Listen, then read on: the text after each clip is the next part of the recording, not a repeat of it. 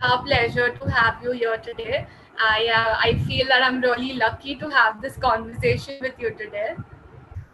So, ma'am, before we start off, I would like to introduce the organizers for today's event. That is Kshitij'. Kshitij' is the annual International Intercollegiate Festival of Mithibai College, prospering since 2007, with a working committee of 700 plus students, organizing 50 plus events every year. And they conduct amazing pro nights every year with prominent artists like Salim Suleiman, Himesh Reshamya, Vishal Shekhar. But this year, due to the unforeseen circumstances, Kshitij is being held online, and even then, they are connecting a grand working committee of more than 700 students via video conferencing apps. And Kshitij is a platform for college students from all over the country to portray their talents. And we are extremely delighted to have you here today, and we hope you have a great time with us. Sure. Okay, ma'am, I would just like to give an introduction of what is going to happen today. So today's topic is women empowerment, and it has been handpicked to put emphasis on the absolute need for the spread of awareness for the upliftment of women all around the world. Gender inequality is still deeply embedded in our society, and females still face a tremendous level of discrimination and abuse. And the spread of awareness is the absolute need of the hour, and we couldn't ask for a better speaker for this topic. So, thank you so much, ma'am. Welcome there. Yeah. Yes. So I would like to start by asking you like our questions. So how did you get introduced to the sport kabaddi? Like if you could tell us a bit about your initial days. Basically, I'm from a farmer's family, and in our school, I used to play each and every sports. I was in school in Vasai in English school, but I used to participate in each and every sport of school. But that time it was not decided by me to make a career in sports like kabaddi. After my 10th, I took admission in Parle College nowadays, which is known as Sate College, in science faculty. And there also, while passing through Gymkhana, our sports teacher, he just called me and he just looked at my height and physics and he said, "You got very good physics. So why don't you participate in Kabaddi? We are having shortage of players there."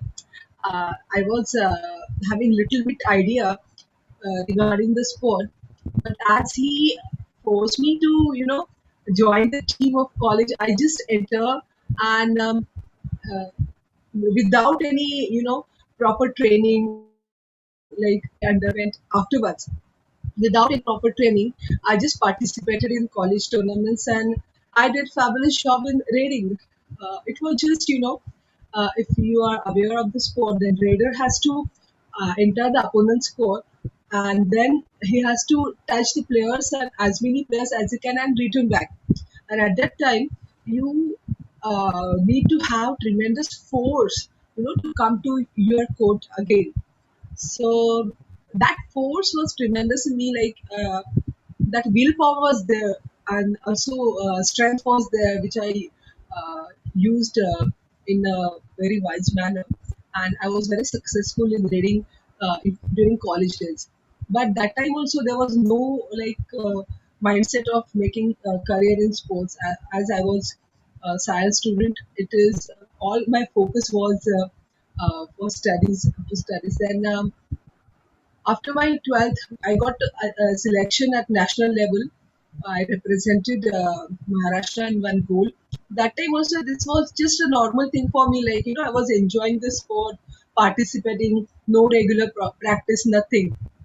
But when I went to university level and I got a selection for Bombay University's team, that time it just struck my mind ki, like I'm playing this just as a hobby. But many coaches they started asking me like whether I can come and participate from their club in club level tournaments.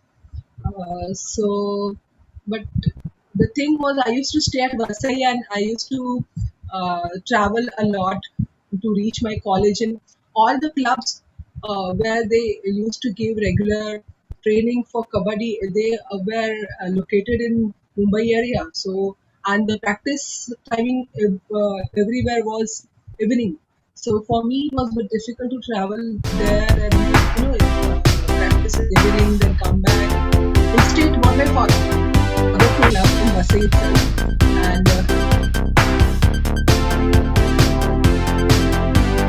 us a lot. And then we started a club at Vasai.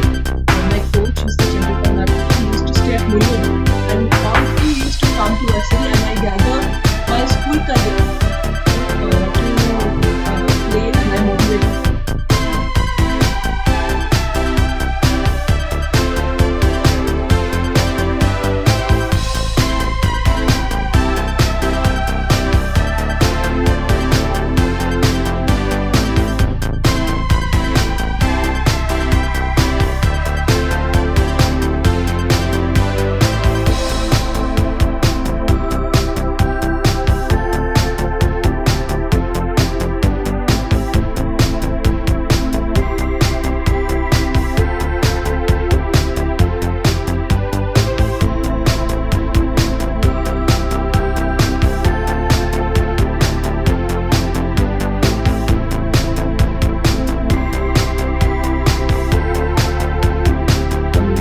In Diwali, such kind of festivals, you can skip your practice.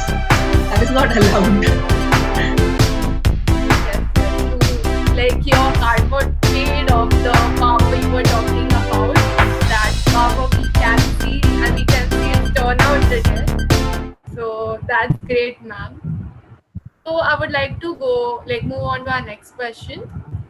So, ma'am, you are the coach for the Western Railways women's team, and you have been training women players. So, several women players have been showing interest in the sport, but there is a lot to be done at the grassroots level.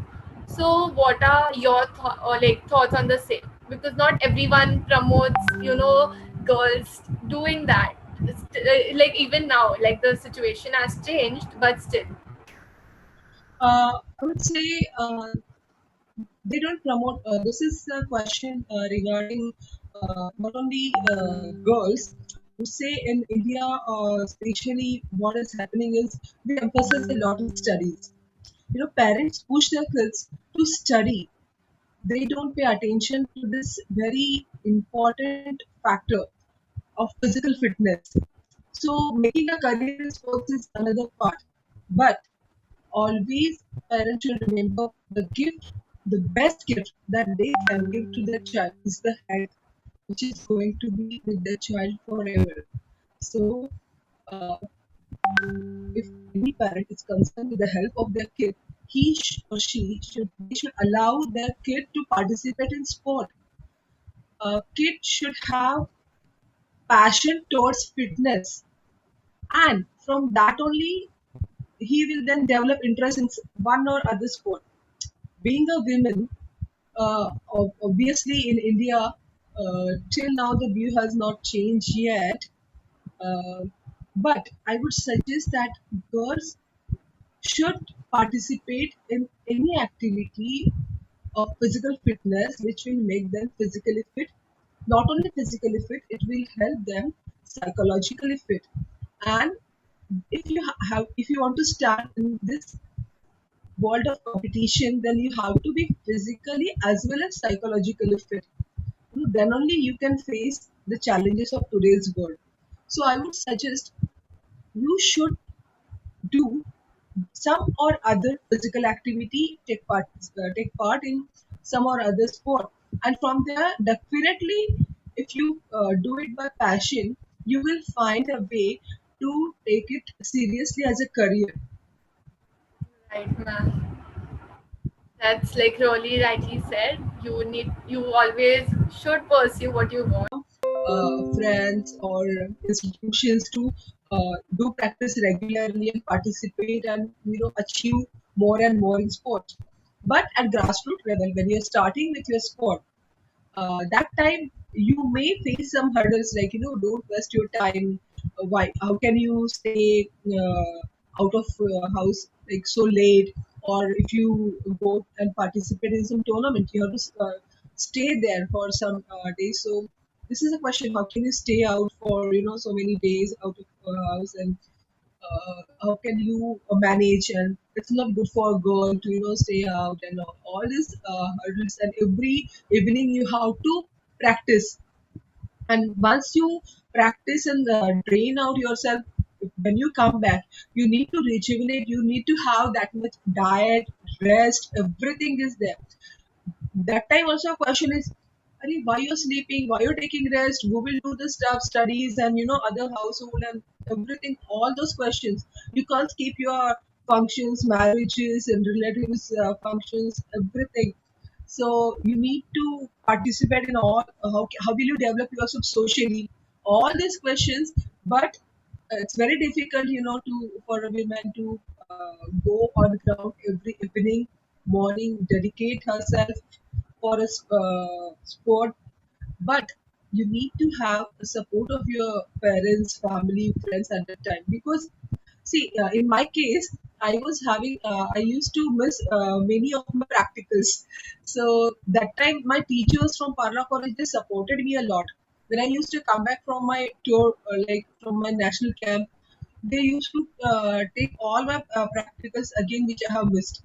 Then I was having very good friends who used to help me with their notes and all. So, along with my career in sports, my academic career also parallelly went on. So, all this, you need to have proper support. But while going from grass root level, you have to really work hard, and you really need to have passion and that skill also to manage everything. So I would suggest that. But it's when I look back now, I really feel very good that I could manage this so beautifully, and because of that, I have had tremendous confidence in myself. Okay, I can do everything in life now. I can face any challenge. I can do so many jobs at a time because I had done it before. So when I look back, it's very satisfactory that I could manage everything. And nowadays also, I can manage this coaching, commentating, then parenting, then household stuff. Everything is because of all that practice, that confidence that I gained from those days. That's great, ma'am. I really look up to you by the way, like you spoke and your confidence.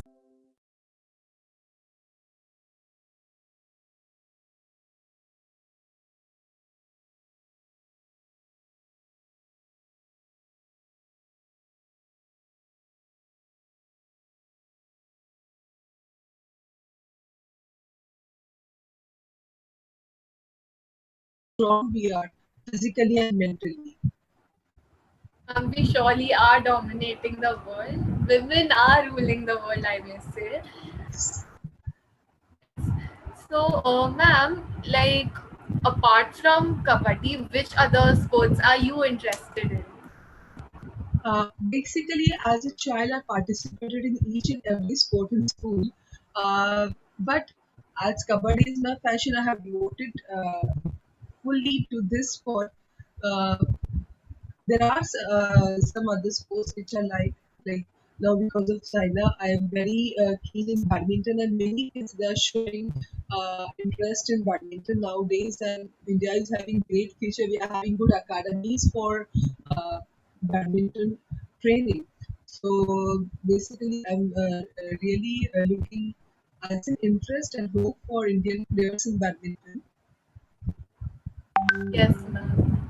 Ma'am, so everyone says that losing and winning is a part and parcel of our life. So, how do you keep yourself motivated? Because everyone has their own highs and lows.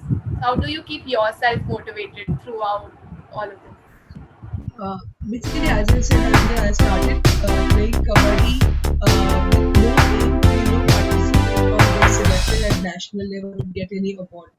I just played it as my passion, and as I think a way to channelize my physical energy. which helped me to keep stable or progress in my psychological aspect also.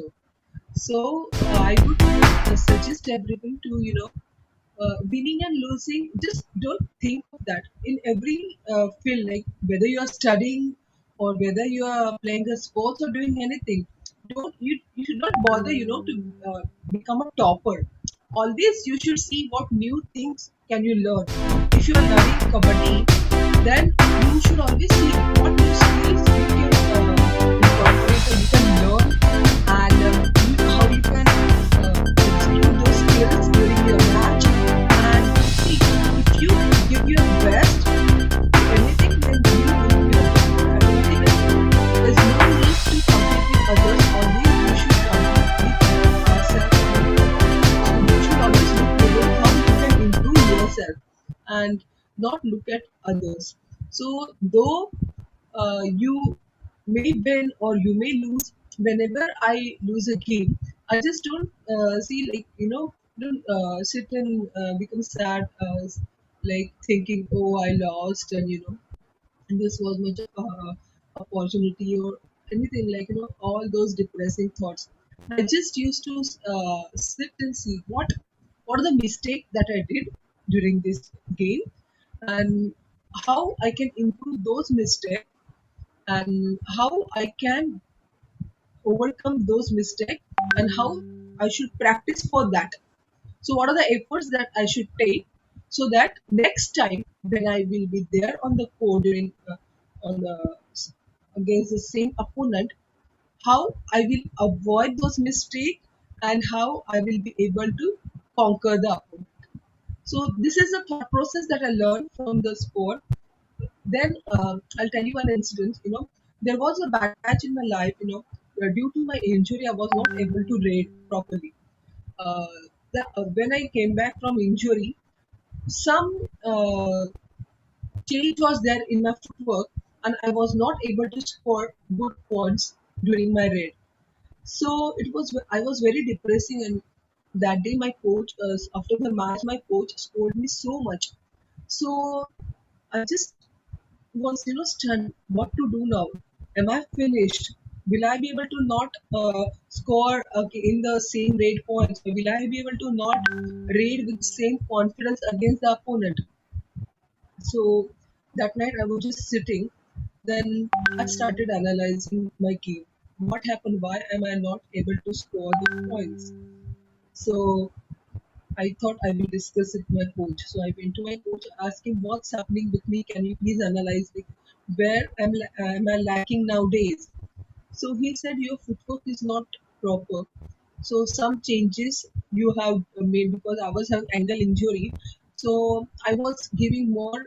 I was trying to save my that leg, or not putting equal pressure on that leg.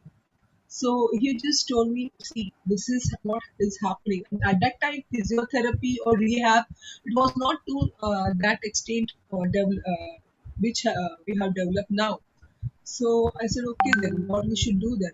So he said, again, first thing what you will do is you will try to give equal balance on both your legs, and then from that level, like from starting with simple jumps, then we will move ahead and we will go to your footwork, so that what small change you have made in your footwork, that could be corrected. So I started again, but I said, okay, okay, we will do that, but I don't want to, be on a court and don't like I will be just not scoring a point. I will do some other job. I will learn something new of the sport then. So I told him that let me act as a defender then, learn that defending skill, and side by side I will develop my reading skill as I was doing previously. So he said, okay. So what do you think you can do as a defender? So I said, I'll be learning the skill as a corner. And he said, okay, tomorrow during the match, let us try, and you be a corner, and then try show me your skills. Previously, I was had not been on the that place, so but I was much confident that I can do that because I have seen, I have experienced, and I knew the skills what a corner should have. So I decided, no, I'll be there, and I recollected how good corners they were executing their skills and all. And the next day, from the first day of opponent, I did successful tackles on those two raiders who were bothering us. My coach was stunned. He said, "When you learned it?" But I knew all that came from within. I just wanted to show my presence on court, and all your willpower helps you to execute such miracles. Yes, ma'am, absolutely right. If you have a will, there is always a will. Yeah, right. So, ma'am, how did it feel like to be a commentator for the Pro Kabaddi League? Uh, Basically, when there's auditions for uh, commentators were going on, I was not aware of all those things. And at last moment, before the start of first season, uh, I think just 3 or 4 days were there, and I was introduced to this, you know, uh, uh, this thing. So I went to sports office. They took auditions, and they said, okay, you can speak, but till it's a big platform, and it was a live commentary. So within 3 or 4 days, they were scared to put me on board. But unfortunately, they were not having any person from the field of kabaddi, like any player or any coach or any other official from the field of kabaddi who can do commentary, live commentary. They have tested so many players or officials, but they didn't get. And last moment, for 3 or 4 days of the start of first season, I was introduced, and they said, "Okay, you can do." But they were also a little bit, because when you commentate live match and live show, that always is there, and there is no room for any mistake. You can't keep quiet or say something wrong or bad during the commentary. So they were a bit, hesitating whether now she is speaking offline, but online, when the show is going on, it is going to be on air everywhere.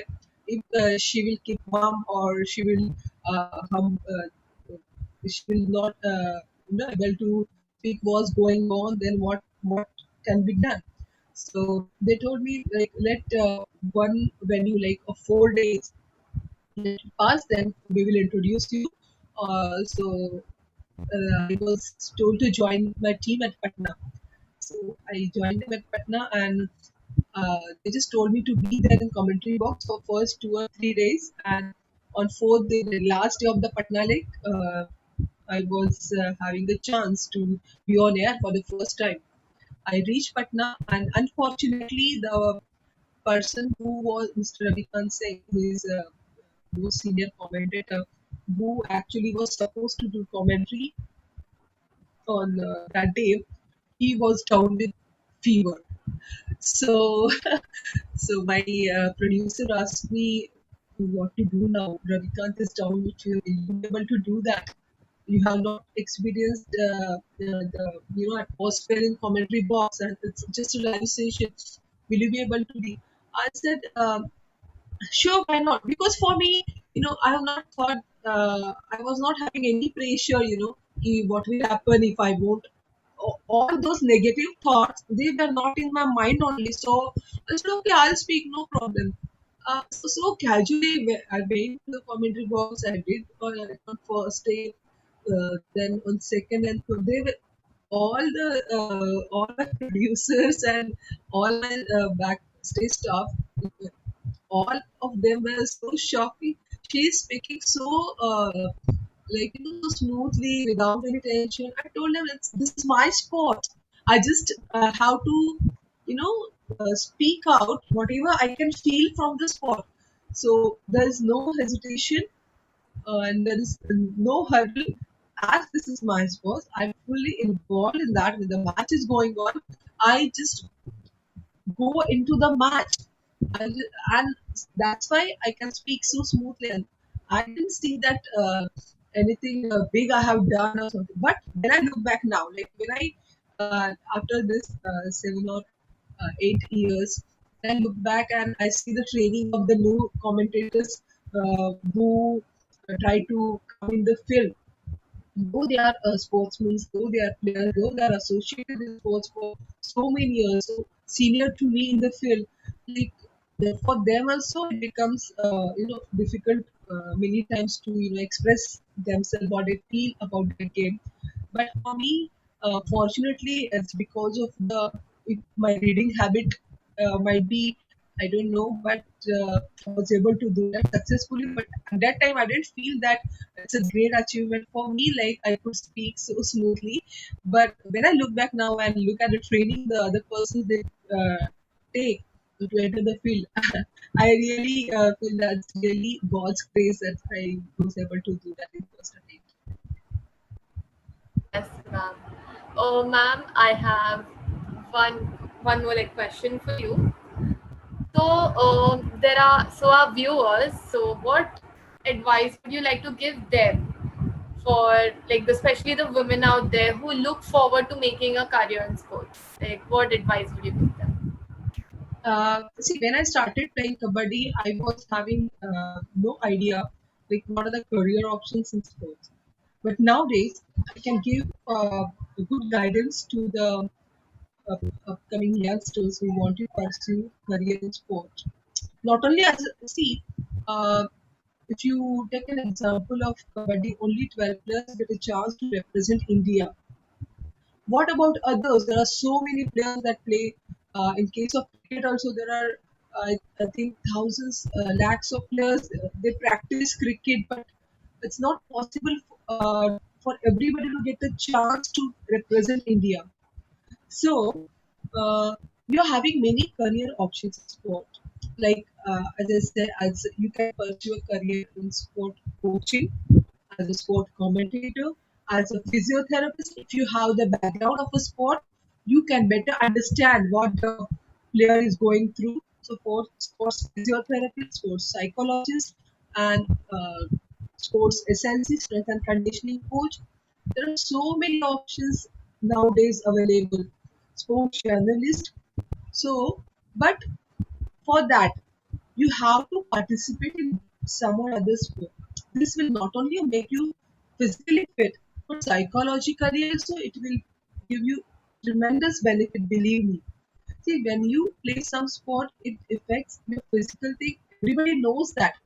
But how important it is, like how useful it is in your psychological development, you won't be able to understand it. Sport make you psychologically very strong, very versatile, and if you want to learn other skills in other areas also, sports training always helps in that. So, and as a sports person, if you want to take training, then I would like to suggest you join some institution, practice regularly, and try innovating your sport, the movements involved in sport, and try innovating your body. So, see, one thing I have learned from the sport, like when I learned about the different footworks of my sport, see, I learned how to align my body as I need, as I want in sport. So I understood how my body works. I started conversation with my body parts. You will say what she's saying, but really, when you go to that level, it's amazing experience. You explore your body movements. You explore how you can do certain movements, making everything clear to your mind. See, whenever in cricket you see a ball is coming to you, you have to decide in fraction of seconds how you're going to hit it, which stroke you're going to use to take that ball. So it's just a fraction of moment. So it is very important at that time to take decision in small time. So this gives your brain a training. When you play a team sport, you have to take each and everybody with you, and you have to utilize the skills of all your players to win a match. So that time also you develop so many social skills. How you can go ahead with your taking advantage of each and every person's skills. So there are so many aspects that you learn from the sport. So I would advise everybody, please, please play some sport, participate in some sports activity, and this is going to help you forever. Like after I left my uh, career as sports person, uh, after I was like, there was no question for me like what should I do after that. uh, I started to make a career in coaching. I started to learn how I can teach others to become physically fit, how they can develop their skills. Then after that I explored this field of commentary. Then during coaching also, while playing, when you are just a sports person, you just think of your sport or your game on court. But as a coach, I need to understand the psychology also of all my players, how you can how I can keep them united, and how I can uh, make keep them motivated, and how I can take maximum out of them. So after I left my sport as a career as a sports person, there is no gap, or there is no other thought in me like what should I do now. There is no boredom like, oh, what to do now. I left my sport, and like I have seen some, like, after their education, after they get a good job, they don't have to do anything. They will just go routinely do their job, your household work, and no new things they can think to explore. But as my sport has given me this chance to be in this field of sport, or keep uh, keep exploring new things in my sport. So this chance you get as a sports person. So I would suggest, if you want to develop yourself through all angles, please participate actively in a sport. Okay, ma'am. Ma'am, my last question for you before I let you go is also our topic for today is women empowerment. So, if you could enlighten our audience about it and the importance of it in the world right now. See, the thing is, when you are confident about yourself, then you develop a self-respect for yourself, and at that time, you don't you don't take any pressure from anybody who underestimates you, and this automatically makes you powerful. And when you develop self respect, you also automatically give respect to each and every person in your life. So as a sports person, you can develop you through each and every angle. So this is the most important thing I would suggest to every parent or every girl here. Please make yourself physically fit.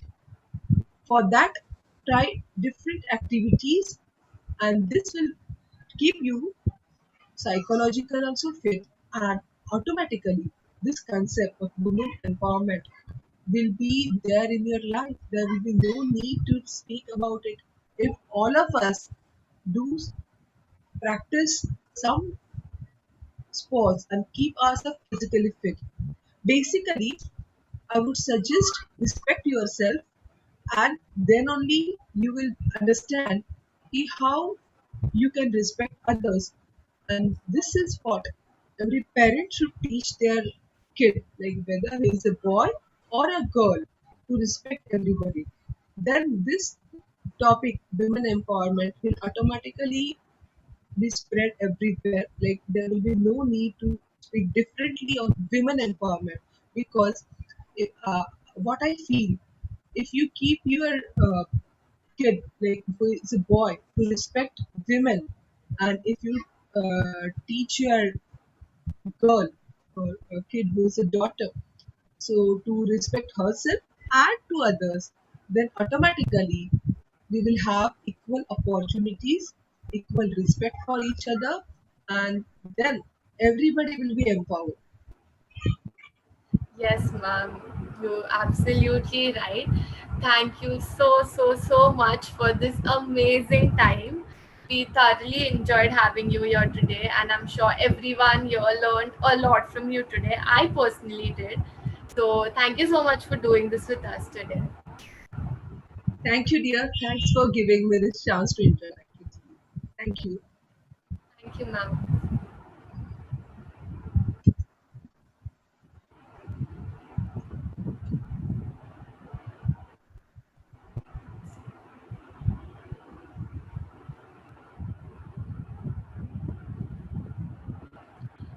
Okay, guys, that was Gautami Aroskar. And so the next speaker for today is Dr. Swapna Patkar, and she will be live with us at 6:15 on Instagram, Facebook, and YouTube. So stay tuned. Also, I would like to remind everyone that our online registrations for Kshitij'20 are starting from the 15th of November, and the official dates for our festivals are out as well. So y'all, all of y'all out here stand a chance to win amazing gifts and worth 20 lakhs and cash prizes worth 2.5 lakhs by taking part in the events of Kshitij. So sign up on the link in Mickey by Kshitij's bio today itself and register for our events. And thank you so much to our speaker, that is Gautami ma'am, and also to our title sponsor, Monch. Now I would like to hand it over to Mana. Thank you so much, guys.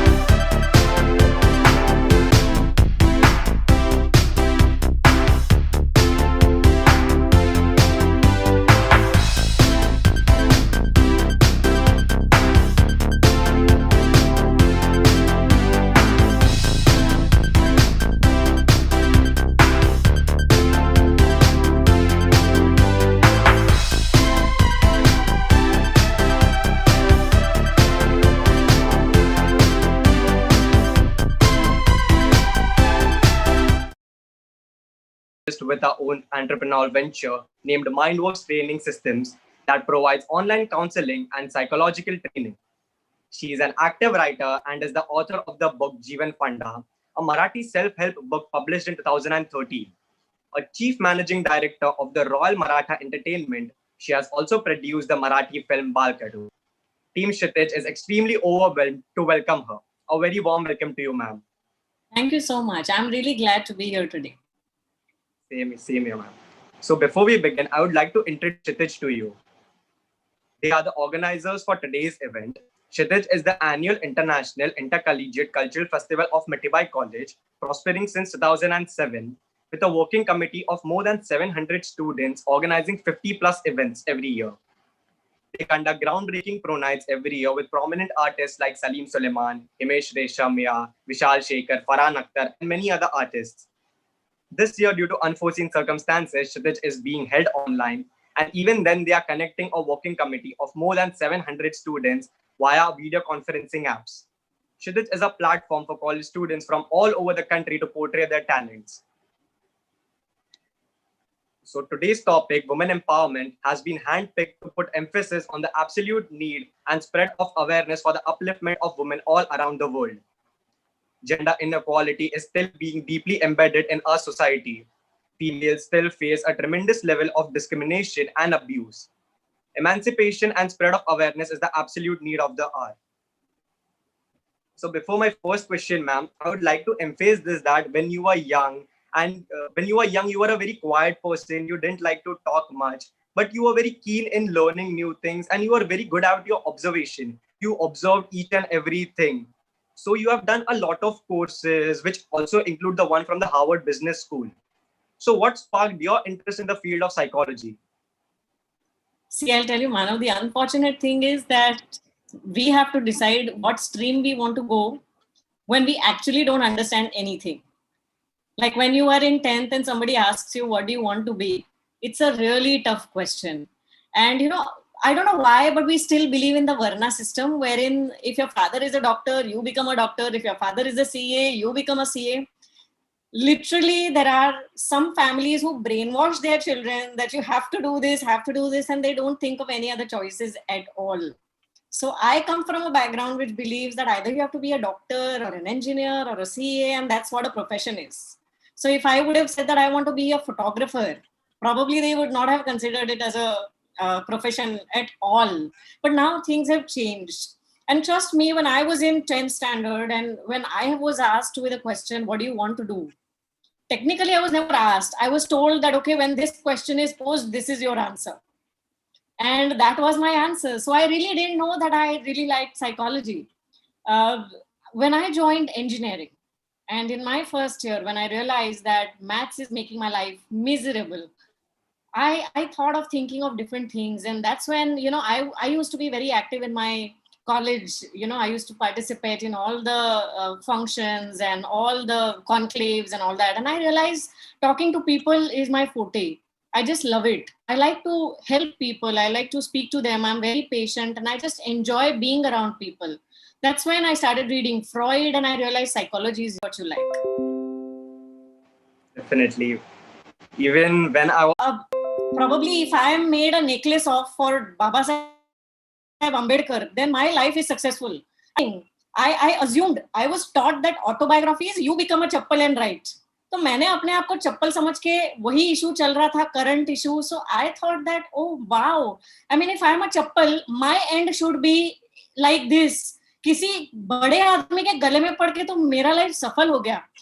For that I see I tell you, we always feel, थोड़ी सी पढ़ाई हो जाती है and we start feeling महान about ourselves.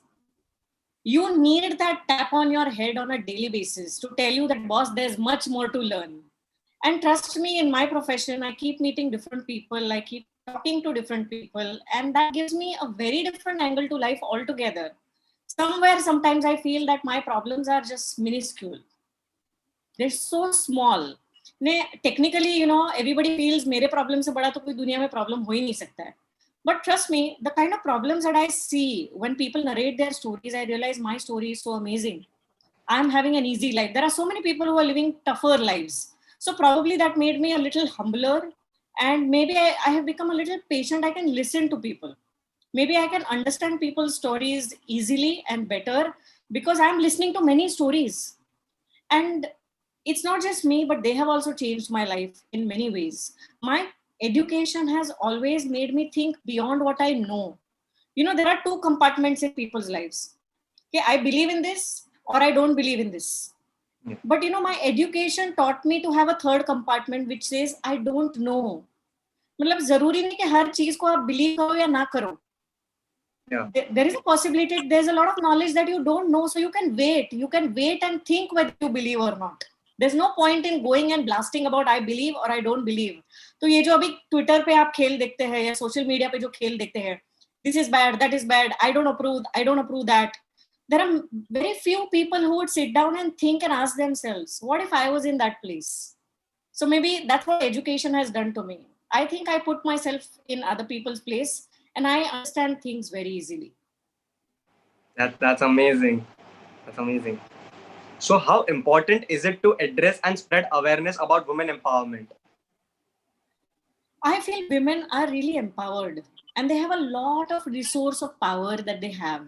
If you see a woman's life, right from the childhood, you know, she's been doing a lot of things. The only problem is a conditioning that is being put by the society and the families. Like, bachpan se ye sikhaya jata hai, you're the weaker section. This is your job. That is not your job. I mean, when a girl says that I want to become a pilot, the first thing she's told is just forget it. Yeah. How will you get married? Pilot ka job kaise hota hai? So there is demotivation. There's a lot of demotivation. And the fun part is, you know, when we talk about women, we only think about women in the cities or women in the metros. If you go down to rural areas, you'll realize women are not even allowed to study. I think the conditioning has to stop from home. The awareness has to go society centers or, you know, आप कितने भी program ले लो. I think we need to have a certain department which goes house to tell parents how important it is to educate daughters or let them be, not condition them. So this conditioning, cutting off or unlearning all that we have learned out of the systems that we have should be very important now. And I don't think that women are not empowered. They are. It's just that a push is required. And trust me, it starts from women only. I think a mother inculcates a lot of what you trust, believe, or become in life. So if a woman tells her own daughter that you can't do this, it will be very difficult for her to do it. So we need to educate women to let their daughters be and let their sons be also. Let them have an individualistic approach towards life. I think that's what's very important to profess and address to people on a larger scale, not just on forums like TED or such conclaves, but on the rural platform also, in vernacular mediums, in regional languages, where the real problem lies.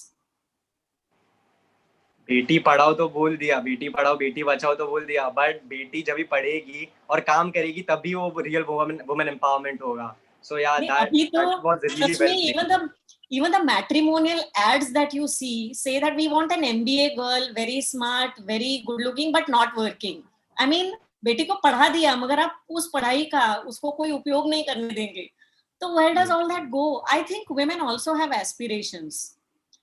Initially, it depends on what happens in their life on the basis of what the parents think. And later on, it depends on what the partner thinks. So the woman is never free to decide what she wants.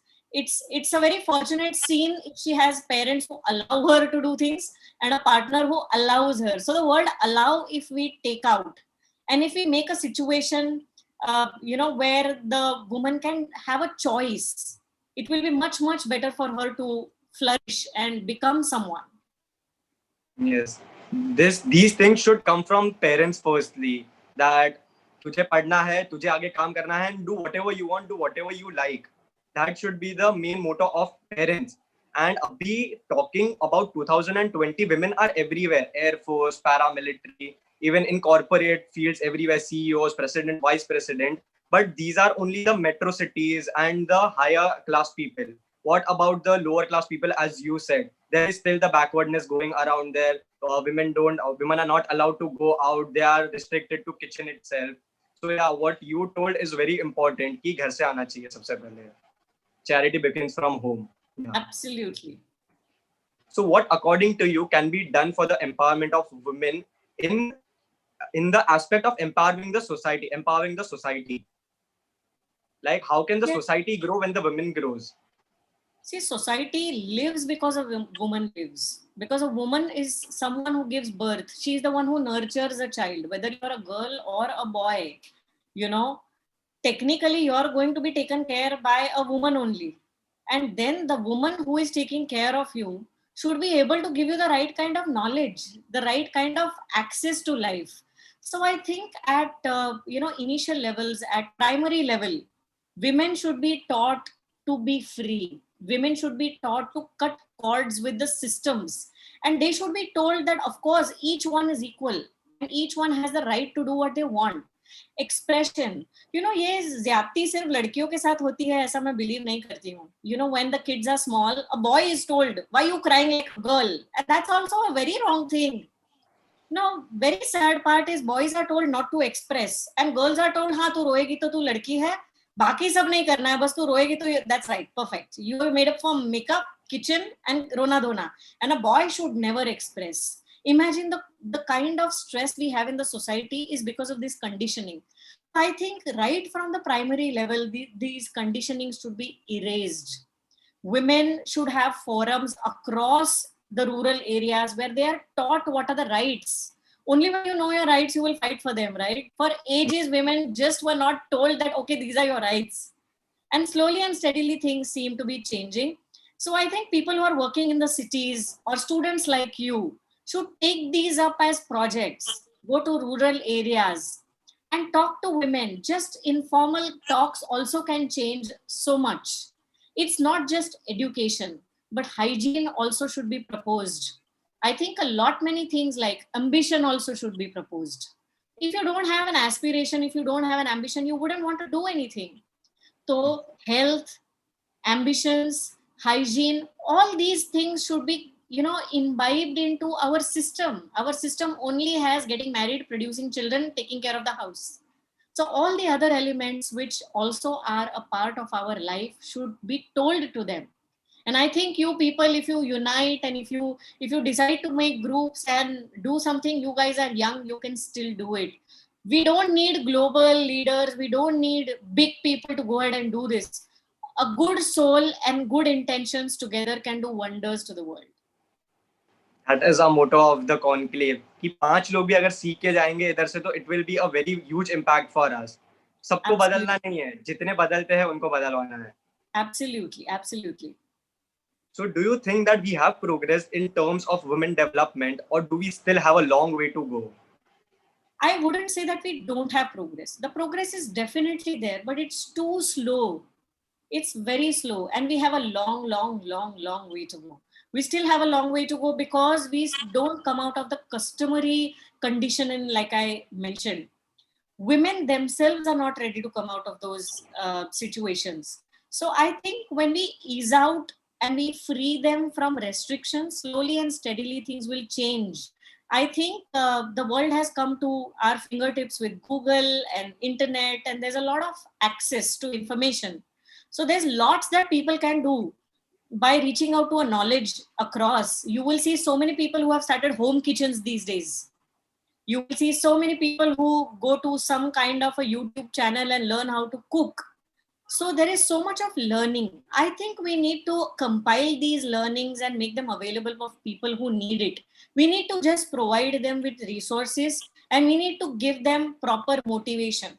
See, like motivation is like having bath, ये एक दिन कर लिया तो दूसरे दिन नहीं करेंगे नहीं चलता है. It's a daily thing. So we need to create some platforms where motivation is provided to women on a daily basis. Maybe some people can come together, create such platforms and see to it that we reach out to rural areas and across wherever it's a need. Yes, definitely. That was very well framed. I would like to ask you this, that you are a complete all-rounder. You are a psychologist. You have done your courses from Harvard Business School. You have done studies in homeopathy, if I'm not wrong. Yes. You are a producer. You produce films. You write them. You are a writer. So how come you are such a great all-rounder? You manage everything. By the way, I am in the last year of law right now. Wow. So I'm also a student like you. That's amazing. If you are a Now, student, I would recommend you to participate in Kshitij this year. definitely. So I am a student also, and I would want to be a student forever. I think this is the theme of my life. I want to keep learning. I have seen that I rust when I'm not doing anything. Like, बच्चे होते हैं ना, वो कुछ काम दे दो, busy कर दो.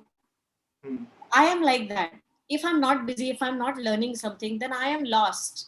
So to avoid being lost, I want to keep on learning. और learning जो है ना वो connected है. Like if there was a, I think I had this in my mind for a very long time that I wasted my 4 years in engineering. But it is now that I realize that it's also useful because the analytics that I have come from there. Maybe what I learn about anatomy comes from homeopathy. What I learn about the mind come from psychology.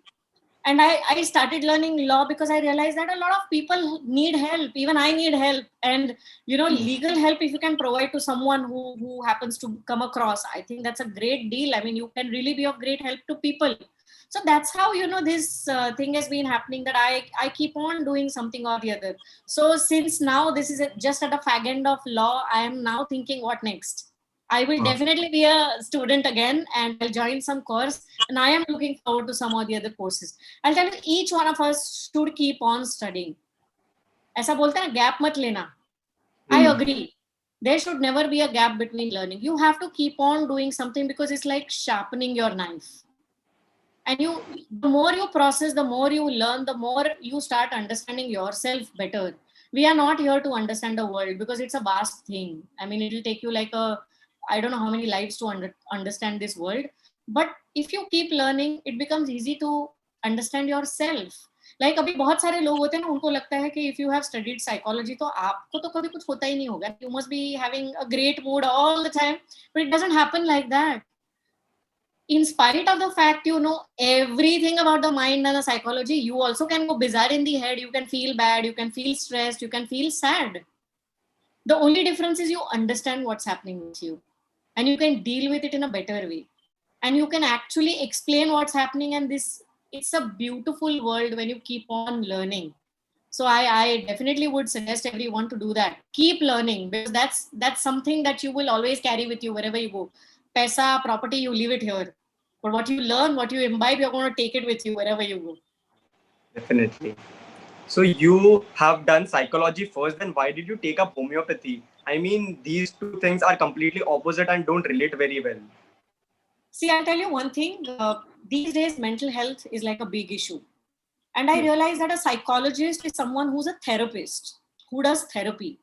The psychologist will not medicate you. And I realized that when a psychologist's job is over, and if you feel that, okay, this person has some defect and this person needs medication, then you have to send a person to a psychiatrist. Today, as far as I know, everybody who's gone through mental health issues, if goes through an allopathic medication, they only sleep. There is no resolve. There is no solution. So I realized, why not add a pathy which will give relief? Ayurveda and homeopathy are holistic. They will add value. I do not want to send anybody to probably a psychiatrist. I would rather keep the person with me when the therapy is over and go ahead with a treatment. That's exactly when homeopathy came to my mind, because a holistic science will definitely add value to a psychologist. This is amazing. You think so much about everything. I think I keep thinking all the time. You like to keep yourself busy always. That's the main thing which I learned today. So our theme for this year is Sapno Ka Safar, which imbibes your name also, Swapna, to dream. Oh, I know. So what, according to you, is the significance of dreaming big? I'll tell you, at times we feel that we are loving our own people and we are giving them freedom and we are with them all the time. But somewhere, we try to curb people. We don't let them dream. I think letting someone dream is one of the biggest thing you can do for them. Like, I am a mother and my son is 16. I feel that, all the mothers should allow their children to dream big. कई बार ऐसा होता है ना, that from the family only you're told to do something which is very small, and the child has like big dreams of some startup and something like that. These days I realize, that me and my son have a lot of debates. And he's talking about US politics. He'll talk about, Indian politics, and this is bad and that is bad. And we have a tough fight going on. At some point of time, I used to feel he just doesn't understand. I'm a nationalist. You should love your country, blah, blah, blah. But then one fine day when I just sat down and I thought, I am very proud of myself. I mean, of course, I'm proud of my son, but I'm very proud of myself because today my son has his own opinions. Very rarely people are allowed to have their own opinions. My son came up with a theory. I don't believe in this nationalism and all that. I believe that the world should not have boundaries and everybody should be a world citizen. I said, क्या पागलपन है यार? Boundary तो होगा ही ना, ऐसे कैसे चलेगा? India is my country. We should have boundaries and I love my country and all that. And later on when I thought, this is such a big thought. I mean, today I find it difficult that there cannot be a world without boundaries, but probably this is dreaming big. And I have no right to disapprove of what he says. I had disapproved earlier. I said, come on, ye nahi ho sakta hai. But later on when I thought about it, I felt that probably after 60 years or 100 years, I may not be there, but we are heading towards that. Probably we are heading towards a world which will not have boundaries. Probably we will head to a situation where everybody will be equal. There will not be any racism. There will not be any clash between communities or castes. This is dreaming big. And I think I have allowed my son to be big and dream big. We should let people be themselves.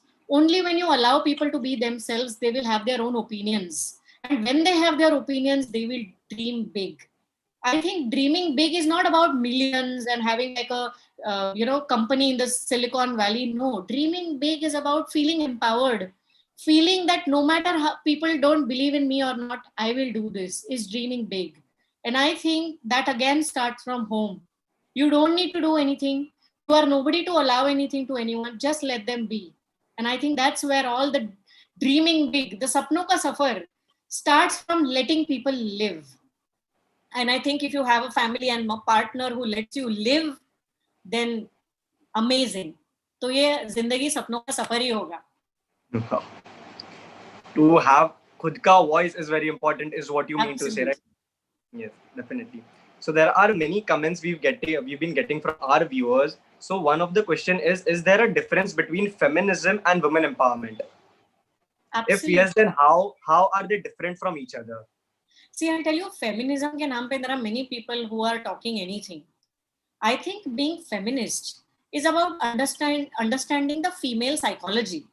Let me tell you, no matter how much we talk about equality, if you see the anatomy and if you see the mind, we are different and we think differently and there is nothing wrong. I think being different is like amazing. We should be different. It's not just male and female. Every single person is different. I don't know how God did all that, but I'm amazed by the theory of course, we also have Big Bang theory being talked, but I feel that this is like an amazing thing that we are all so different. We need to accept the difference and celebrate it.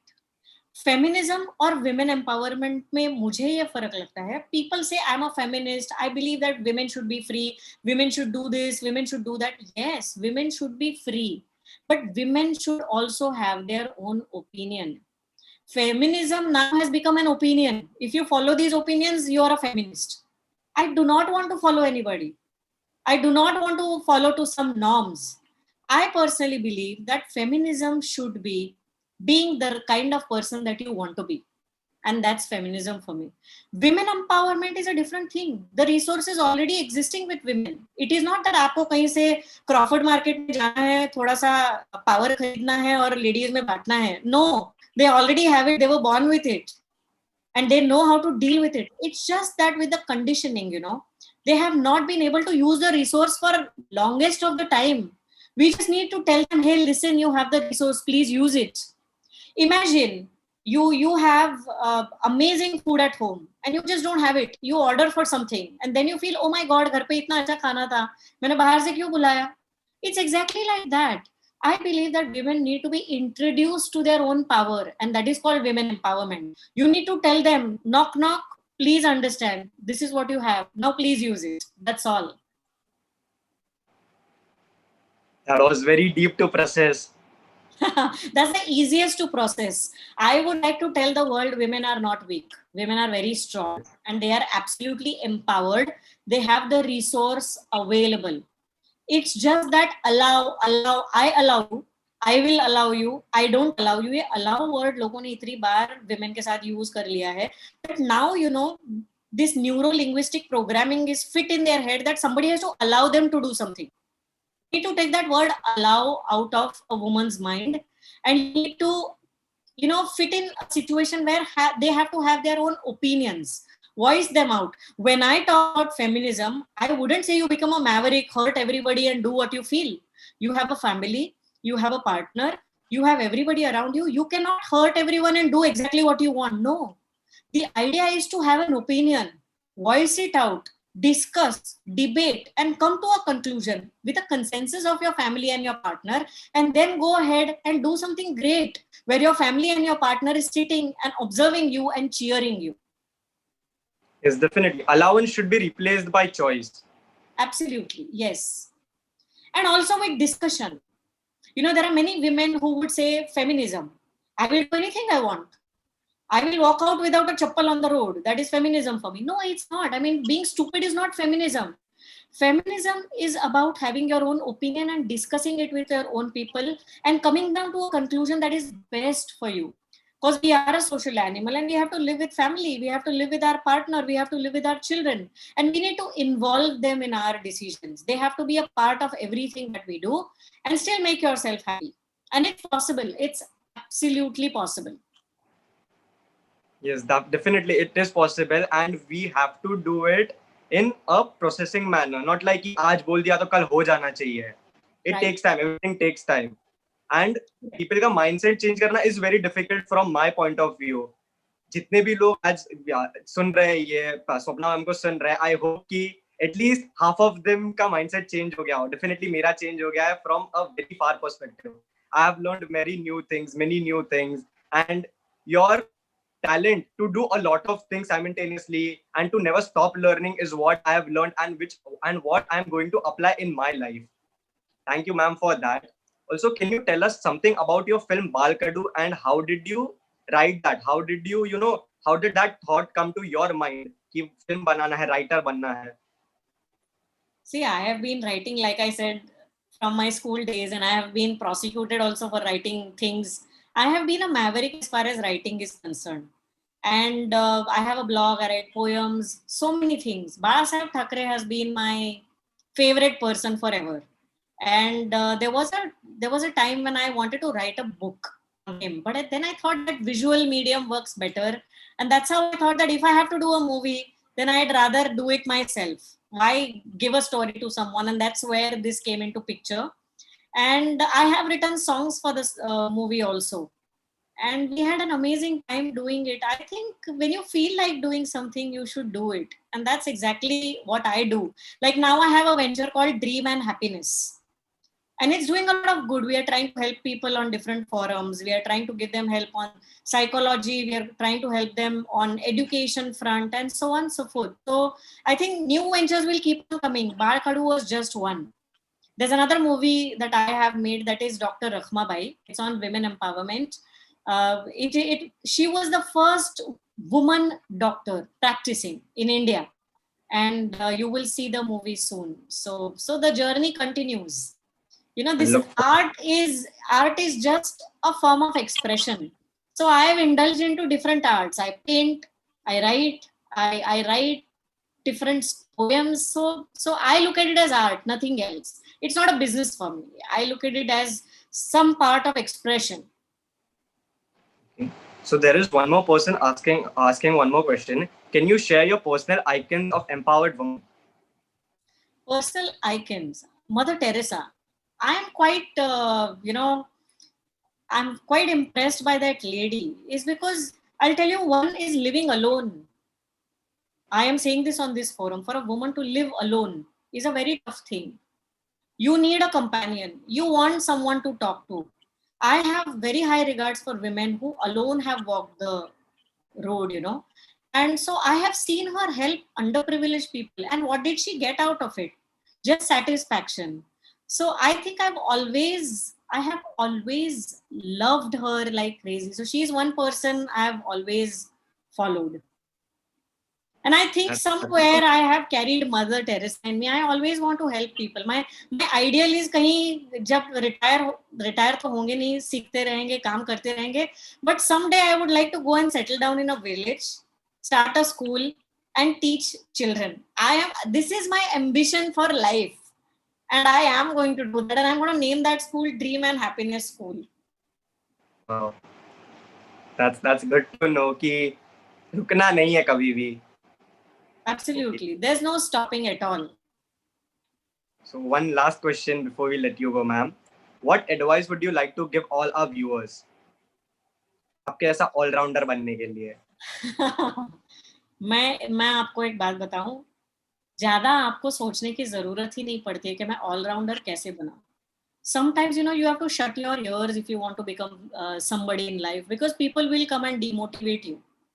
There have been people who came to me and said that, you are a jack of all trades. Stop all this, concentrate on one.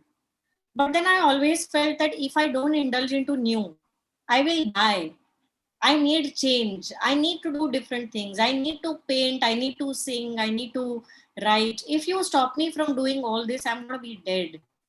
So one thing I did was I decided who's my inner circle. हमें आदत हो जाती है advice और feedback free में मिलता है तो ले लो. And we keep on doing that, and then वो फ्री का एडवाइस और फीडबैक जो होता है ना, वही आपको आपकी जिंदगी का सबसे बड़ा रोड ब्लॉक हो जाता है.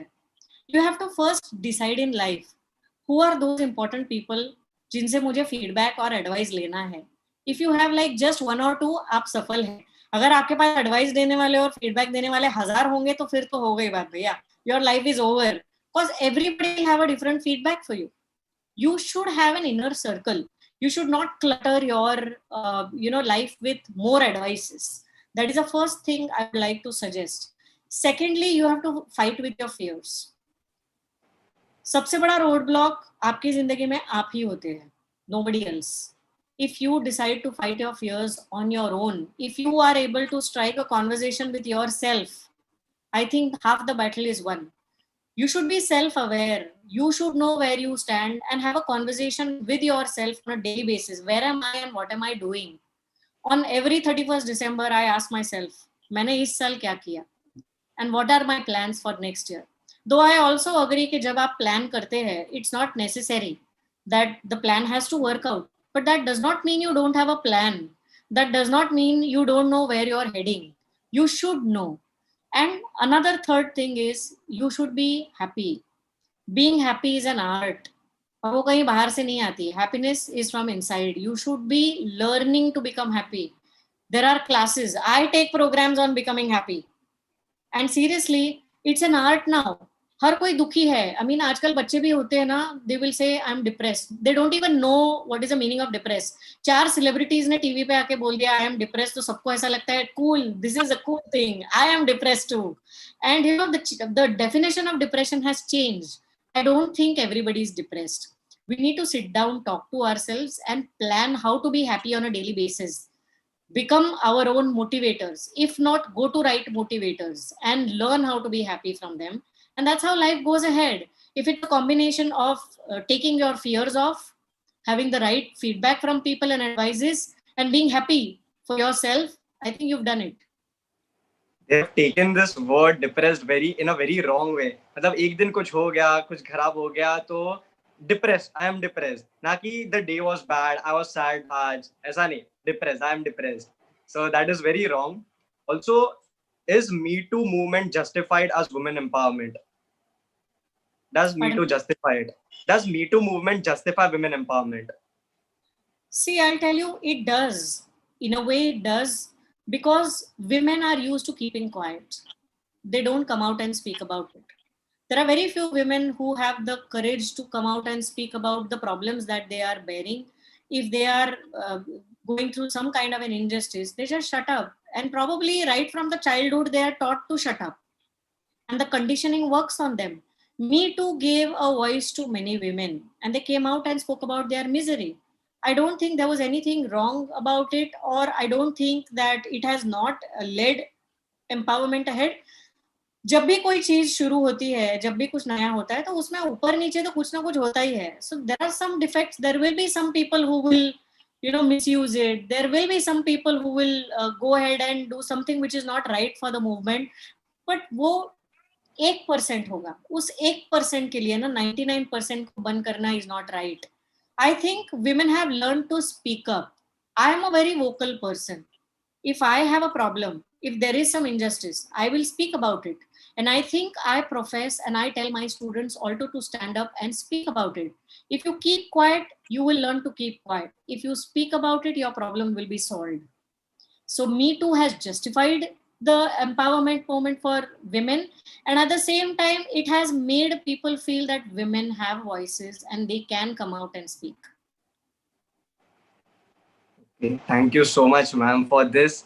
मेरे को ये क्वेश्चन सबसे पहले पूछना था. I was, waiting for this question कि कब लास्ट क्वेश्चन आएगा, कब मैं पूछूंगा. Because Me Too बहुत लोग गलत वे में भी लेते हैं. And I wanted to say that सब गलत नहीं होते हैं.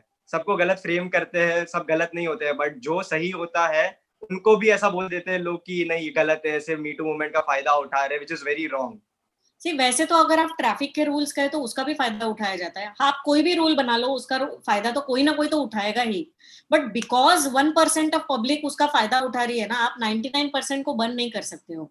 So I think we should be very happy that women are speaking now and women have the courage to speak about their issues. Yes, definitely. Thank you so much, ma'am, for this amazing session. It was absolute honor to have you with us today. I'm sure you liked it, and I'm sure that each and every woman watching this and out there will be really inspired by you and hope to see more women like you empower themselves at various strata of their life. It was an honor to have you and speak to you. Thank you so much. Thanks everyone for listening to me, and thanks Manav for being a great host. And I wish all the good luck to Kshitij. And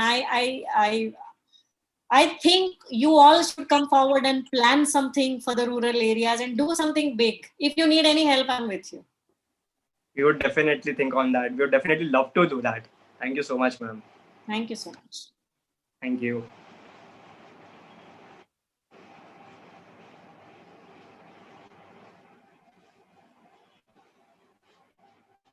So guys, that was our session with Dr. Swapna Patkar. I would like to remind everyone that the next guest speaker for our conclave will be joining team Kshitij at 7 p.m. today. Don't forget to attend that session, guys. It's going to be really incredible and insightful. I would also like to say that online registrations for Kshitij'20 event start from 15th November, and the official dates for the festival are out as well. Stand a chance to win amazing gifts worth rupees 20 lakhs and cash prizes worth rupees 2.5 lakh rupees by taking part in Kshitij's events. Sign up on the link in Mitibai Kshitij's bio today itself. Thank you, guys.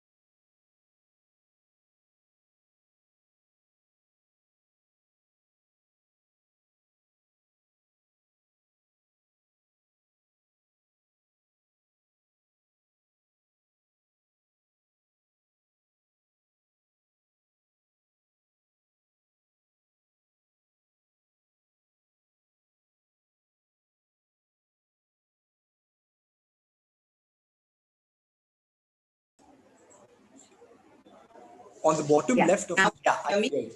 Yes, I can. Great.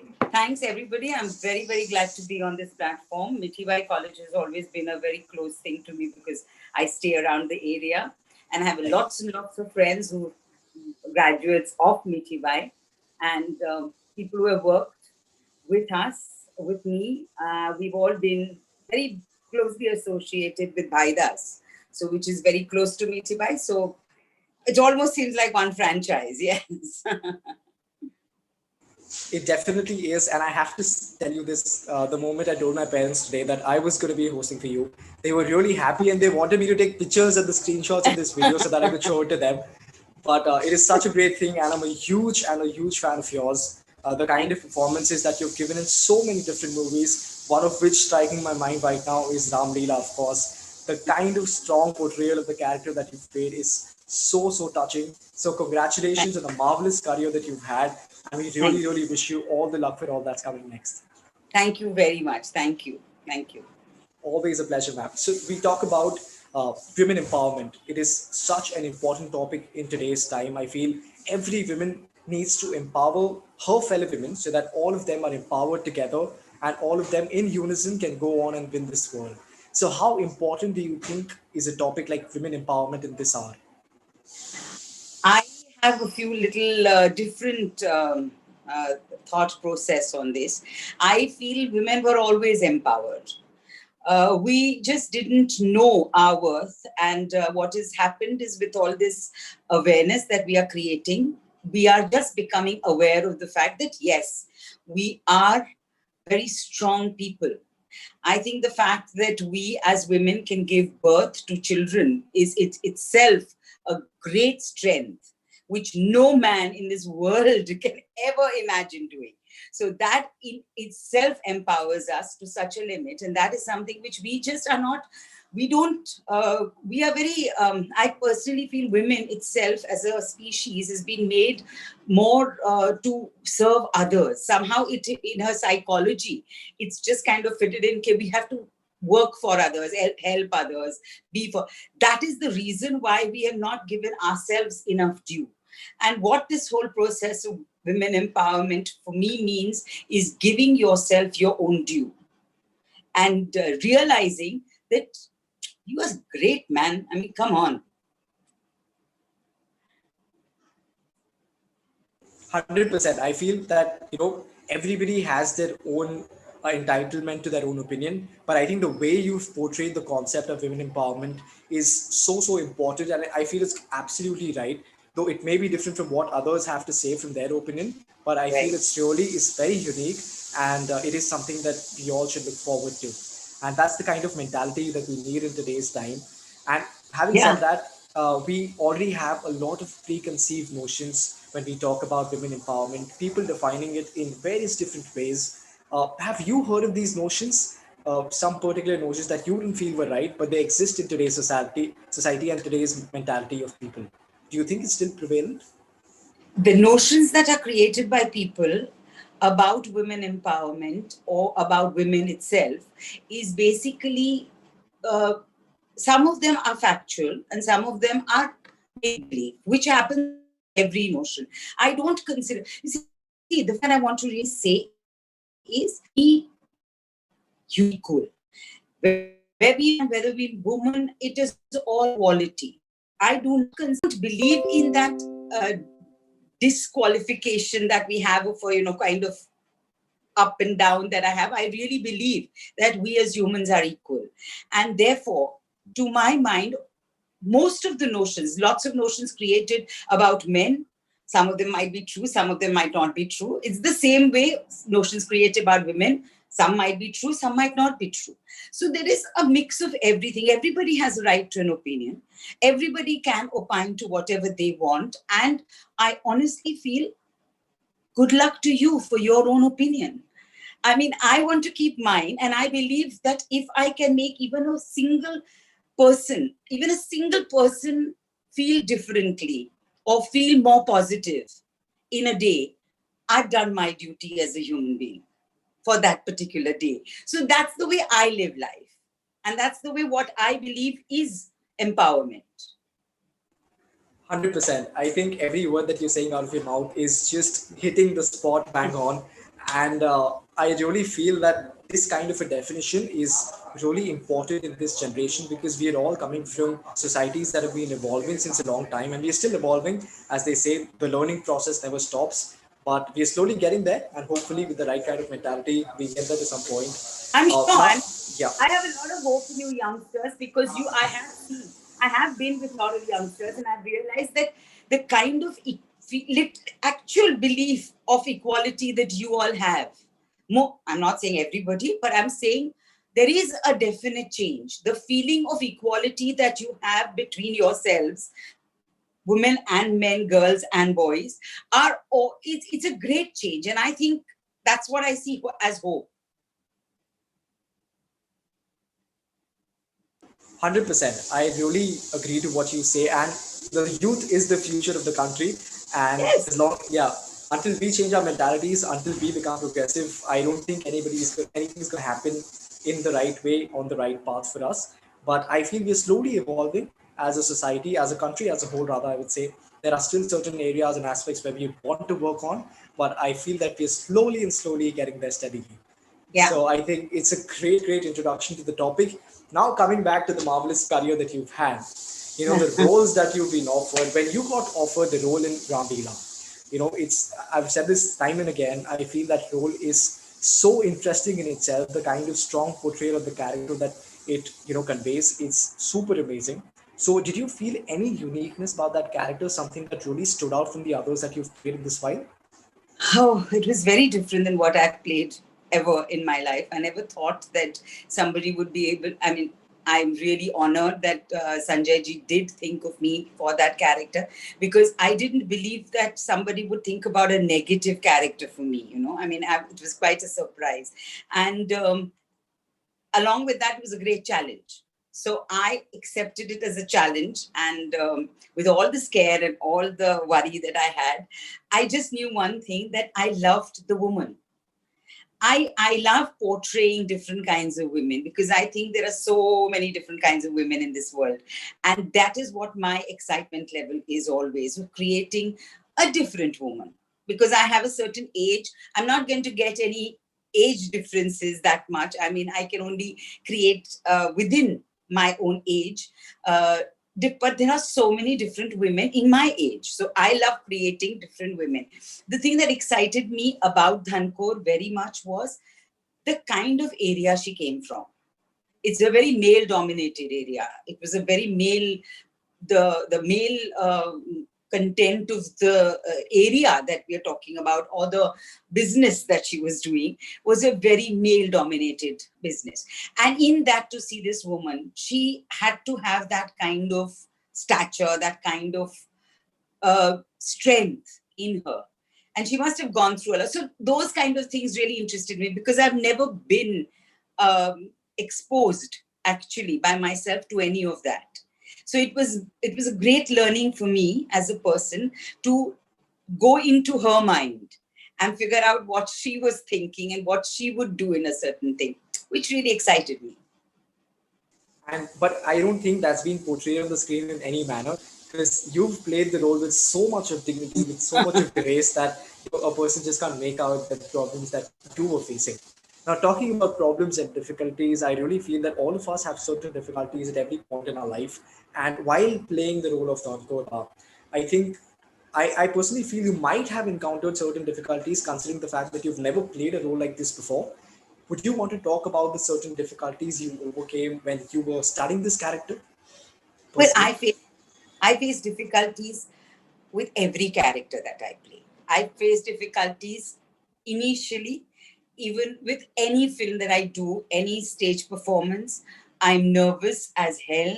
I'm very worried. I'm scared. I don't know what the hell I'm doing. I'm just going to go there blank. I've done my homework, but I'm very scared. So for the first 2 to 3 days of shooting, I am a nervous wreck. So I would personally say no difference with whether it was Dhankor or it was any other character. Mainly, you take a bit of time to get into the mindset of that person.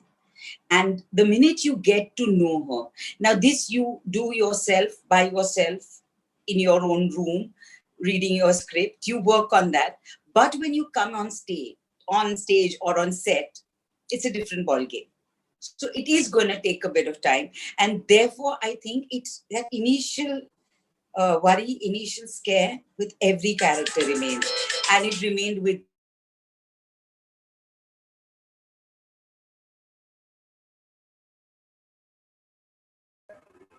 I think I lost you. I can hear you now. Perfect. yeah.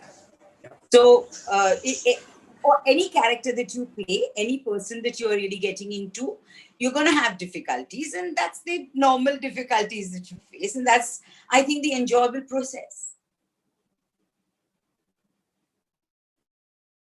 100%. I completely agree to the fact that, no matter what's your age, it really doesn't matter, and the kind of experience also doesn't matter. As long as you get into the skin of the character and you want to do your best to, make that character come out very nicely. And I will say that you've done that over and over again, because I'm always in awe of that movie and the character that you've played. It's such a brilliant movie. Now, again, talking about women, how do you feel should we raise and spread the awareness about women empowerment? Because I personally feel that it's going on at a great pace, but I still feel there are certain areas that we could really work on. So what do you think are the aspects that we are really I think as a man, yeah, I think as a man or as boys, you need to respect women. You need to learn how to respect your co-worker, your friend, your girlfriend, your mother, your sister, anybody who's around, and genuinely so. Not as a put on, not as a, oh, I respect you kind, but genuinely believe that, there is a respect. They have the same respect for you, and you need to give it to them. That, I think, is the first step that we can all take from the very beginning, from like when you were toddlers. I think if you start respecting the women in the house, it will help.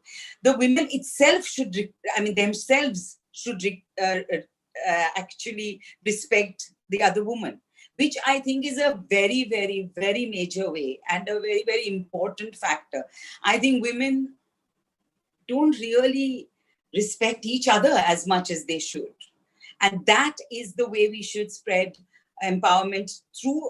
A woman should spread it more. She believes in herself, then why not believe in the other woman? It's as simple as that. And we need to also not, that I think is not gender-based. What I'm going to say right now is not gender-based. We need to also agree and believe in somebody else. Believe in the fact that there is a goodness in everybody, and there is something which is sparkling or which is shining in every person, and that whether woman, whether man, it is there. As humans, we ought to know that there is something unique about us. That's why we are humans and we are not dogs, or we are not animals. There's a difference. So it's basically just that much that I feel. And we need to start it at every stage and at every step. I mean, it's not, I don't think picking up a banner and going ahead with it is the solution to any of it, to my mind. It is really and genuinely trying to understand and believe that human beings, you need to be a human being. It's very important. We are just putting it all on. We are not trusting each other. We are not doing anything right, actually. So we really need to, shuffle ourselves and say, let's do it right this time. Correct. I think, this conversation has, really hit the hearts of so many people. I bet you if we had people on this live, on this Zoom live, we would have had comments flowing in, over 100 comments flowing in, because we're streaming this live on different platforms. But, I bet you if there were people right here with us, they would surely encourage the words that you've just said. I think, as they say, the beauty lies in the eyes of the beholder. You need to see the spark in the other person, as you said. And once you do that, once you empower your fellow being, is when the progress is going to happen. Absolutely. And all of us should do it. Right. It's not a one person or a handful of people's journey at all. 100% true. And it's both ways. Right. To my mind, it's both ways. Correct. 100%, ma'am. Absolutely true.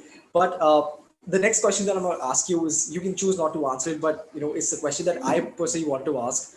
Over so many years, the kind of vast career that you've had, have you ever, faced or encountered situations where you've been discriminated on your gender? Has it ever happened to you? I think in my times it was much worse. When I was a young girl, we used to have it much worse. Yes, we have had lots of issues. We've literally had to uh, fight our way through vis-a-vis the thing, because one, as actors, you are anyway not, especially in my time when I was a young girl, it was not a profession which was like, wow, you're an actor kind of a thing. It was always like, yeah, okay, you're an actor, but what do you really do? So it was always that kind of a query which used to come, and nobody was really. So that was one aspect of what you were fighting. And the other, being a woman, you didn't have, nobody really wanted to hear you. Nobody wanted to give you importance. Nobody wanted to even maybe understand what you are feeling. I'm talking not only about your the superiors, I'm talking about even your own contemporaries.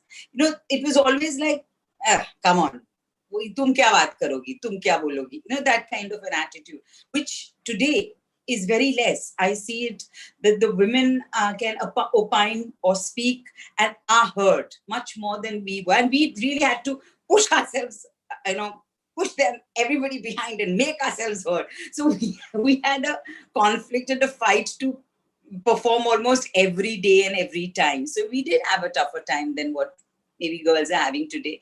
I really don't know, poor girls. I don't want to say anything.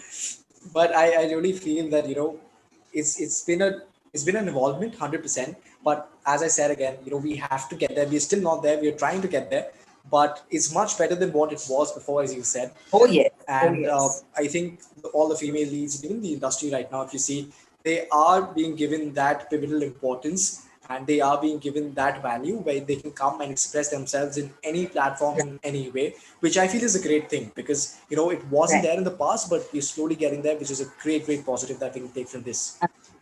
Absolutely. And not only in the industry, I think everywhere. In Right.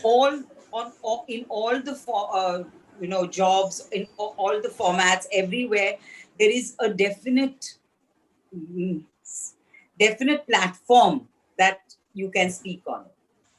True. Anybody can speak on, that's what I feel great about. 100%. And with social media coming in, it's just adding on to that, where people are voicing their opinions in the way they want. Yeah.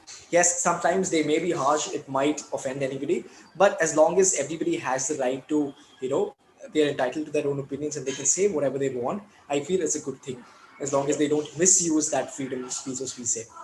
True. So, yes.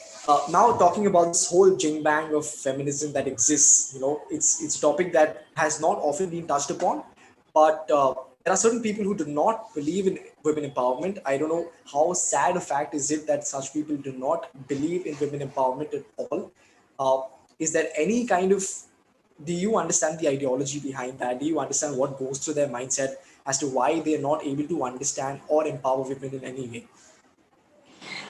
I think it's a scare that people have, because women are much more powerful, to my mind, than, So I think that if you allow them, they can really create heaven wherever they go. And therefore, I think people who don't want heaven around need to curb them down. That's the only reason why I would say that, they don't want a woman to have the power to do whatever. Saying all this, I still feel women have the power. They really have they are empowered. So it really doesn't matter what anybody says or anybody does. It's a fact. It's the truth. So how much ever you do not agree with it or do not believe in it, not important, because women are very, very strong and very empowered.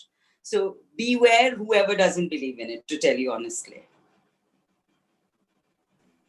True that, absolutely. And, as I say, just turn a blind eye towards the naysayers, keep on doing your job, and the results will follow you. Die down very soon anyways. 100%. True that. This reminds me of a very good saying.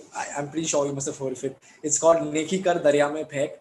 You do your bit and just throw it in the ocean. Forget it. Yeah. The result will take care of itself. Yeah, it's already there. Right. 100%. I think it's a great note that this conversation is really going to, which brings me to my next topic of our next questions, which is the festival is happening this year. It's happening virtually, Kshitij. Our theme for this year is called Sapno Ka Safar. And we really feel that someone who's had as vast a career as you would really be apt to talk about this Sapno Ka Safar. You've played so many different roles over so many different years. How does it feel to be where you are today? How has this Sapno Ka Safar been for you? I think life is a journey by itself. So I believe um, जिंदगी एक सफर है और हम सारे ही उसी में सवार हैं और सफर कर ही रहे हैं. मेरा सफर इसलिए बहुत मेरे लिए इम्पोर्टेंट है क्योंकि मैं बहुत कुछ सीखी इस जिंदगी के सफर से और आज भी सीख रही हूँ. आज आप सब यंगस्टर्स से मैं आज इतना सीखती हूँ कि मैं अभी भी मुझे लगता है कि मेरा सफर और मेरा सपना ही चले जा रहा है और I still haven't actually achieved as much as I should or would like to. So it's a complete journey that I've had. Lots and ups and downs, lots of fun moments, lots of sadness, lots of highs and lots of lows. So it's been a journey which everybody goes through. I'm sure all of you will. You've just started. Your journey is going to be long and lovely itself. So it's a journey but I personally feel life teaches you at every step so much. And if you are ready to learn and improve, or at least not make the same mistakes again, I think it's wonderful. It's been a great journey for me till now. I've learned through my lows so much. And I think that has empowered me. More than the highs, the lows have empowered me. And I really believe that the day you see a low is the day you grow. So it really is, it's great to go through this time, it's journey, but I do want to say one thing to all youngsters, which I really hope they do, is see the positive. It's very easy to see a negative, but it's so difficult to hold on to the positives. And that is what's going to make your life great. Your lows also have so many positives. You learn from those positives, you move ahead, and it's a great journey. Ma'am, I feel this lockdown has been a very big teacher for all of us. Yes. We've learned so many different things, going through so many a roller coaster of emotions is what I would say. Yes. We've all been at our highest of highs and the lowest of lows. But I think these lines that you just said, that it's very easy to focus on the negative, but it's very difficult to hold on to the positive aspect of things. Yes. It's something that I'm going to take forward for the rest of my life, because I really feel that I needed that at some point, and it's come today in some form, and I think you've said it in a very great way. I really believe it. I believe that positive is what is really going to work. 100%. That's what does the trick for you. Yes. And coming to my next question, ma'am, people say that बड़े सपने देखा करो, पूरे होंगे एक दिन, तुम उनमें अगर विश्वास करोगे तो पूरे होंगे. तो आपके हिसाब से बड़े सपने देखने की अहमियत, उनकी इम्पोर्टेंस, उनकी वैल्यू क्या होती है?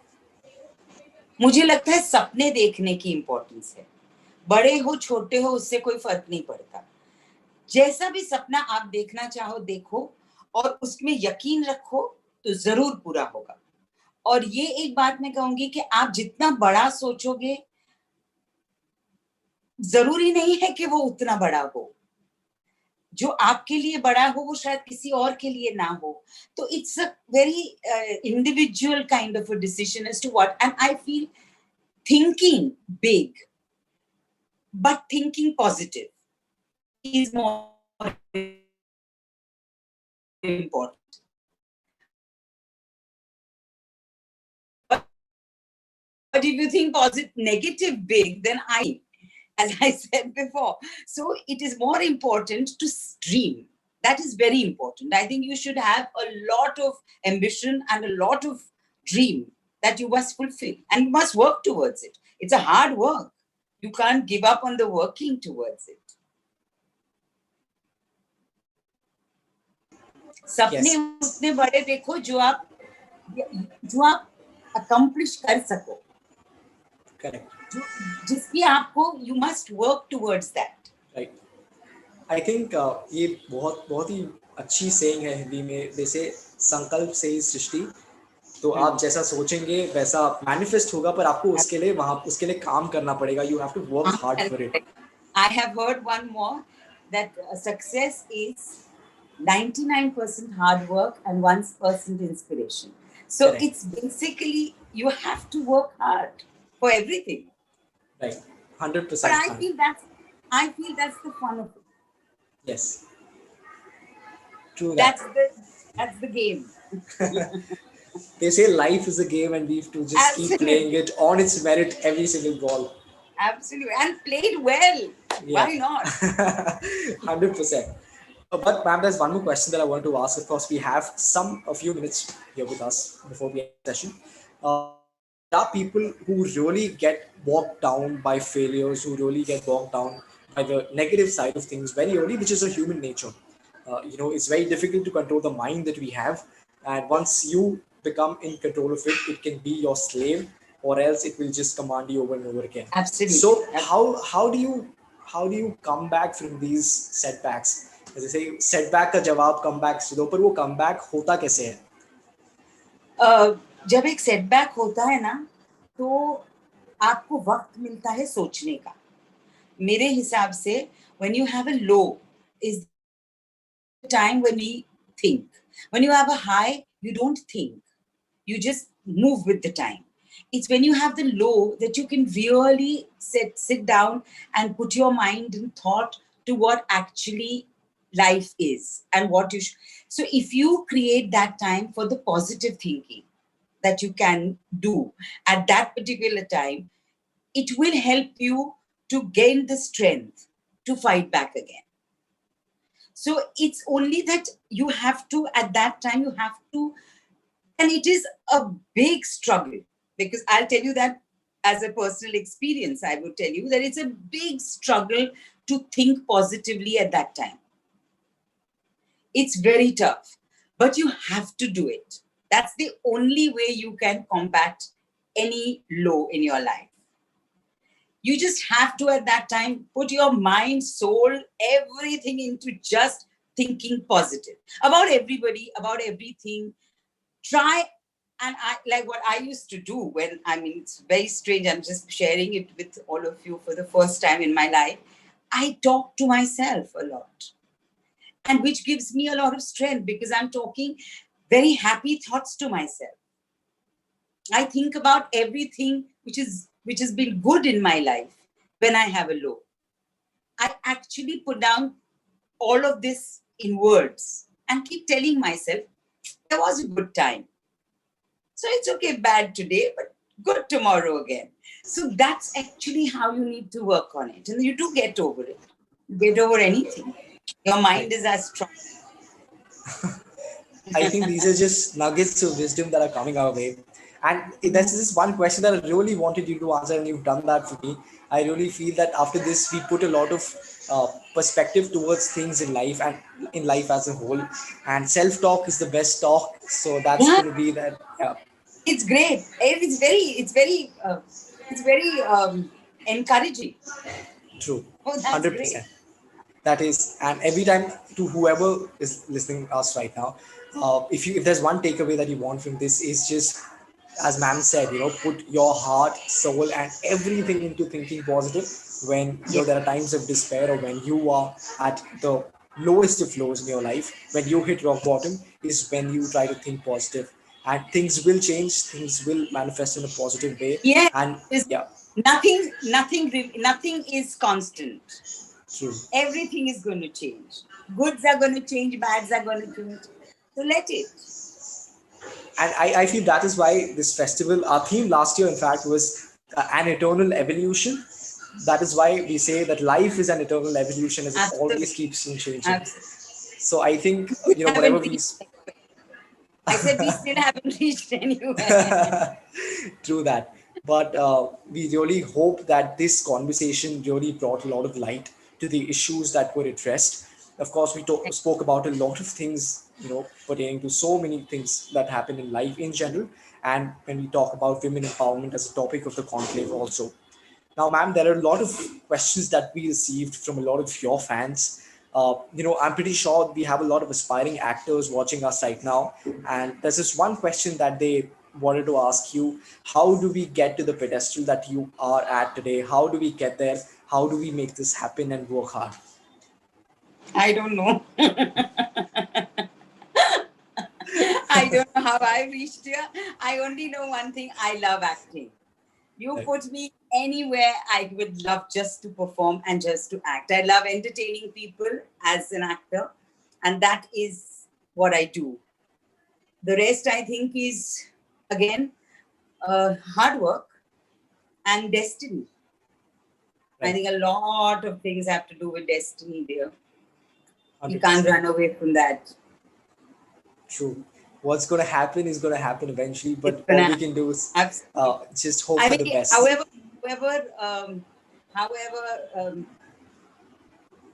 kind of shaky this might sound to people, but that is the truth. That whatever is going to happen is going to happen. If it's going to come your way, it's going to come your way. If it's not going to come your way, not going to come your way. Correct. You can just hope, pray, and if it Yeah. happens, just surrender. And work hard. Work Yes. towards whatever you've decided. That's what I believe in. If I've decided I want to be an actor, I have to work towards being an actor. And I should work. Right.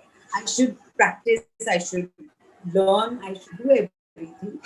And hope for the best. To the aspiring actors and whoever you want to be in your future field, you really pick up this mantra. What's going to happen is going to happen eventually. So you just keep on doing your work. You put in your 100%. Leave the rest to God and the Absolutely. Almighty. So once again, ma'am, I really want to thank you from the bottom of my heart for doing this for us today. And it was Not at all. it was such a brilliant conversation. I feel one of the best we've had in the longest time. And this lockdown has really gotten a lot better for all of us. And I really Yeah. feel that a lot of things have been put into perspective. Before we let you go, ma'am, any last words for the team of Kshitij'? They've been working hard this time, and the festival is happening over the next 2 months. So if there's anything that you'd like to say to the entire course, I think you all are doing a great job, and I've always done a great job. I mean, you sent me a whole thing vis-a-vis Kshitij', but I knew about Kshitij' for a long time because, as I said, I've always been aware of what is happening in Amity Wise, so I know about Kshitij', and I always feel that you have done great. This festival is one of the best college festivals that we have in our country, and that's great. And this year, again, to do it in this form is also fantastic that you are being able to do it, which is great. And all the very best to you all. But I would really hope that this difficult time of ours gets over now and as soon as possible, and we can meet. I think it's very important for all of us to, physically. I mean, this is a great medium, and we've had this opportunity, which is great. But I wish we could have done it over the stage, and I could have had a live audience really reacting to what I was saying, or even booing me down. I don't mind that, but at least that's never going to happen. I really tell you, if this was offline, if we physically met each other, and like if you were giving a talk, I bet it would have been one of the best sessions that we had, because ma'am, I would generally like to tell you, amongst all the sessions that I've hosted, I really feel that the one that has really added a lot to my personal value also has been this. Of course, we talk about everything else in the industry, but when we talk about own personal self-growth, I think it has to be the best one for me. And I really want to thank you. I really hope after all this ends, we can have you as our guest of honor, which you already are. I'd love to now come physically out there. Okay? We can't wait to have you. We really can't wait to have you, ma'am. Hoping for the best. And we keep working hard, keep achieving our dreams, and keep dreaming, no matter how big or small your dreams are. They are dreams after all. Exactly. And keep trusting each other. Right. Absolutely. And keep empowering each other. Yes, empowering each other. Thank you so much. Thank you so much, ma'am. We hope you have a great day. And this is going to go down in my personal history books. I'm going to go home and tell my parents that, this is that interview that I've had with you. I've taken screenshots and it's going to go on my social media handles now. Thank you so much. Thank you so much, Priya, ma'am. Thank you so much for being here. And needless to say, We wish you all the luck for all that's yet to come in your career ahead. And all the very best to all of you. Thank you so Okay. much, ma'am. Bye. Thank you. We love talking to you. Take care. Bye-bye. Thank you.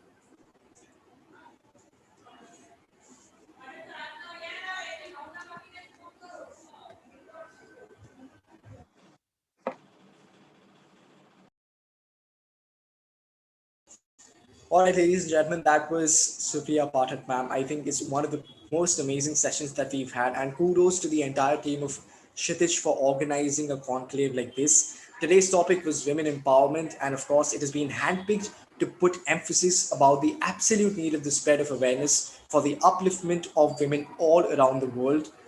Gender equality is still deeply embedded in our society. Females still face a lot of discrimination and abuse, which is very prevalent. I don't think I need to talk about it, but emancipation and spread of awareness is the absolute need of our, and we really hope that we've done that to a certain extent today. I would also like to tell you guys that after this, we are also having a session that's going to happen at 7:45, where we have our next guest speaker, who is Miss Reema Sangvi, and she's going to be there. She's going to be joining Team Kshitij' at 7:45 p.m. today on Instagram. So please do not forget to attend that session. It's going to be really insightful. And the registration for Kshitij events and Kshitij'20 begins on the 15th of November. You stand a chance to win amazing gifts worth rupees 20 lakhs and some great cash prizes worth rupees 2.5 lakhs. So please do not wait for anything else. Just go and enroll yourself and register. The link is in by Kshitij's Instagram bio. Please make sure that you go and check that out. It's been a lovely evening talking to Supriya ma'am, and we'll see you at 7:45 sharp with Reema Sangvi ma'am on Instagram. Until next time, it's a goodbye from our side. Thank you.